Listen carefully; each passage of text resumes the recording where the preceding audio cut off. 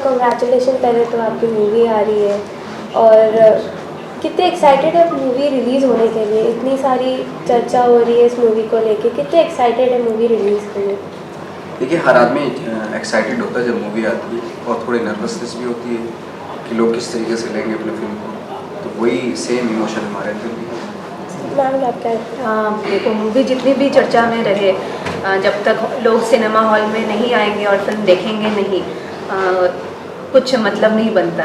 I am hopeful कि जो भी चर्चाएं हो रही है वो कुछ पॉजिटिव आउटपुट निकले, लोग आए देखने और फिल्म को हिट बनाएं। सर हम जानना चाहेंगे आप दोनों से कि अगर आप थोड़ा बहुत अपने किरदार के बारे में बता दें, क्या रोल आप प्ले कर रहे हैं इस मूवी में? मैं इस फिल्म में एक फ़ीमेल मोची का किरदार निभा रही हूँ। उसका नाम फुलवा है। वो जूते में टाका लगाती है। टाका लगाने के 5 और कोई उसे ताड़े तो उसके 20 रुपये चार्ज करती है, क्योंकि वो बहुत शातिर है, एक बिजनेस माइंड की लड़की है। कहीं भी पैसा कमाने का मौका मिले तो नहीं छोड़ती, और उसे बाबू से बेहद प्यार है। जी सर। मेरा कैरेक्टर, जैसे आप नाम से ही ज़ाहिर है कि बाबू मोशा बदमाश एक कॉन्ट्रैक्ट किलर है, और बहुत ही वियर्ड सा कैरेक्टर है एक्चुअली। हो सकता है कि आप जब फिल्म देखने के बाद जाएं, आपको इतना ज़्यादा पसंद भी ना आए, गाली भी दे सकते हैं आप, लेकिन इंटरटेन ज़रूर करेगा, ये फैक्ट है। और ऑफकोर्स जैसे विदिता ने बताया कि जैसे फुलवा का जो इनका कैरेक्टर है, वो बाबू को बहुत प्यार करते हैं, बाबू भी इनको बहुत पैशनेटली प्यार करता है, लेकिन थोड़ी सी बाबू के अंदर थोड़ी कमियां भी हैं। लेकिन अच्छी बात यह है कि वो फुलवा को साथ लेके चलता है, हमेशा इक्वालिटी का ख्याल रखता है, अनकॉन्शियसली, कॉन्शियसली नहीं बट अनकॉन्शियसली उसकी एक लाइफ में है इस तरह की चीज़ें। तो ये इस तरह का किरदार है।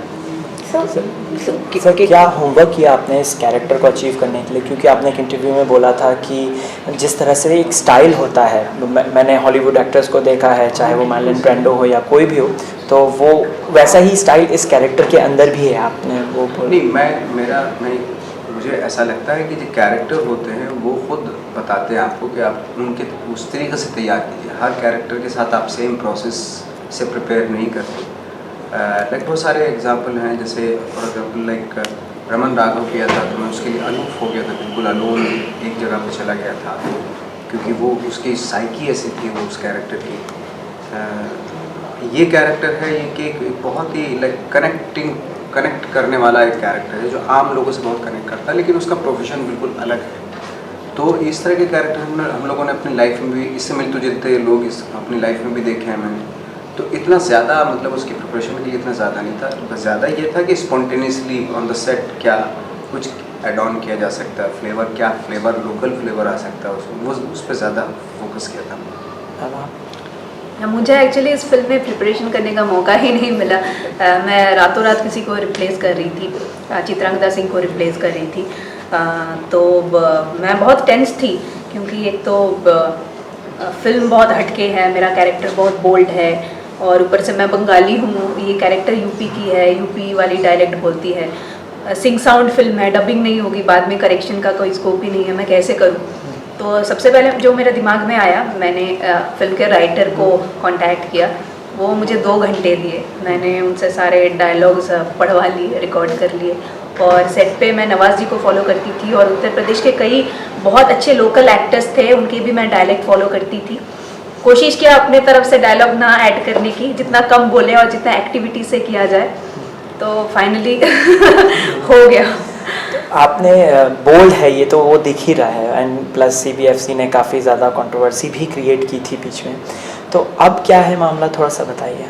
अभी भी है वैसे ही, नहीं अटका हुआ मामला, शायद कुछ दिनों में, 1-2 दिन में शायद कुछ हमें आइडिया हो जाए कि भाई हमें कितनी राहत। नहीं सर, मतलब क्या जायज़ है वो, या जायज़ है या नहीं इस कंटेंट को? जायज़ तो नहीं है, बिल्कुल भी नहीं। कहाँ से जायज़ है? जब ए सर्टिफिकेट दे दिया आपने, उसके बाद 48 कट को कहीं से भी जायज़ नहीं होता है, तो डेफिनेटली वो लगे हुए हैं, हमारे डायरेक्टर प्रोड्यूसर्स लगे हुए हैं। सो आजकल काफ़ी मूवीज़ को ये CBSE का सेंसर बोर्ड का को फेस करना पड़ता है। आपको क्या लगता है कि सेंसर बोर्ड हमेशा इतना इशू क्यों क्रिएट करते हैं? हर मूवीज़ में कोई ना कोई कट्स दे देते हैं।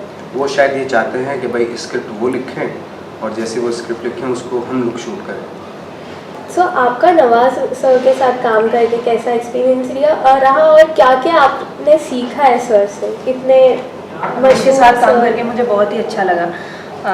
इनसे देखिए एक्टिंग तो हम लोग मैं हर एक्टर से मिलती हूँ तो कुछ ना कुछ एक्टिंग सीखती हूँ, पर इनसे एक्टिंग से ज़्यादा मैंने जो सीखा है वो है कि पेशेंस। अब आपके पास जब काम ना हो, आपको अगर कई सालों तक स्ट्रगल करना पड़े, फिर भी आप इंडस्ट्री में कैसे टिक सकते हैं, और अगर आप स्टार बने हैं तो स्टार बनने के लिए क्या क्या क्वालिटीज़ चाहिए आप में, और अपनी जो पॉपुलैरिटी है वो बनाए रखने के लिए भी आपको कितना मेहनत करना पड़ता है, ये सब कुछ मुझे नवाज जी से सीखने को मिला। और सर जैसे कि इस फिल्म में भी आप की बात करें तो आपने हाल ही में एक ट्वीट भी किया था बॉडी शेप को लेके, कलर्स को लेके, तो उस पर आप क्या कहना चाहिए? सेलिब्रिटीज़ एंडोर्समेंट करते हैं प्रोडक्ट को, तो आप इस पर क्या राय है कि कलर स्कीम को लेके एंडोर्स करना सही है? मैं तो कंडम करता हूँ, स्ट्रांगली कंडम करता हूँ। सिर्फ फेयरनेस की चीज़ों को प्रमोट करना, उससे क्या होता है कि पूरी कंट्री में लोगों को एक इंफीरियरिटी कॉम्प्लेक्स दे रहे हैं आप, है ना, वो प्रोडक्ट को प्रमोट करके, तो वो और एक कॉन्फिडेंस, बल्कि हमें तो कॉन्फिडेंस ये देना चाहिए, being a celebrity, being a responsible person, हमें ये कॉन्फिडेंस देना चाहिए लोगों को अपने देश के कि जो भी जिस भी कलर में है, चाहे वो गोरा हो, काला हो, नीला हो, पीला, जो भी है, उसको उस चीज़ में कॉन्फिडेंस होना चाहिए। वो फील करे कि भाई मैं नॉर्मल हूँ, मैं जैसे सब होता है वैसा मैं हूँ, लेकिन इस तरह की चीज़ें प्रमोट करके आप किसी को बहुत ही महसूस करा रहे हैं कि भाई वो is not a good looking बंदा, है ना। आप क्या सोचते हैं? आप लास्ट क्वेश्चन, हाँ, आप क्या सोचते हैं इस मुद्दे पे? देखिए हमारे सोसाइटी में हमेशा कलर लेके डिस्क्रिमिनेट किया जाता है। मैं अभी अपने करियर के शुरुआत में फेयर एंड लवली की मॉडल रह चुकी हूँ, मैंने फेयरनेस को इंडोर्स किया है, पर बाद में मुझे पता चला जब लोगों ने कहा मुझे इस टॉपिक पे मेरा ध्यान आकर्षित किया, तो मुझे पता चला कि मैंने बहुत गलत किया है, ऐसा नहीं करना चाहिए। और मैंने उसके बाद हमेशा कोशिश की है कि मैं इस स्किन कलर को, मैं वाइट स्किन को मैं प्रमोट ना करूं। मैंने अपनी फिल्मों में, कई फिल्मों में कॉन्शियसली मैंने अपने स्किन टोन को डार्क किए। बाबू मशाई में भी मैंने अपने स्किन टोन को डार्क किए हैं। स्किन टोन से कुछ फ़र्क नहीं पड़ता, एक एक्टर का एक ही स्किन टोन होना चाहिए, वो से हर कैरेक्टर के रंग में ढलना चाहिए। कैरेक्टर का रंग जो है वही उसका स्किन टोन होना चाहिए। ओके सर, एक आखिरी सवाल है सर, 15 अगस्त आ रहा है, इंडिपेंडेंस डे आ रहा है, तो आप कुछ कहना चाहिए? और ऐसी कौन सी चीज़ है आप पर्सनली कुछ फ्रीडम पाना चाहते हैं आप? मैं तो यही कहना चाहता हूँ कि सभी देशवासियों को 15 अगस्त की बहुत बहुत शुभकामनाएँ, मिलके अपने देश को स्ट्रॉन्ग बनाएं।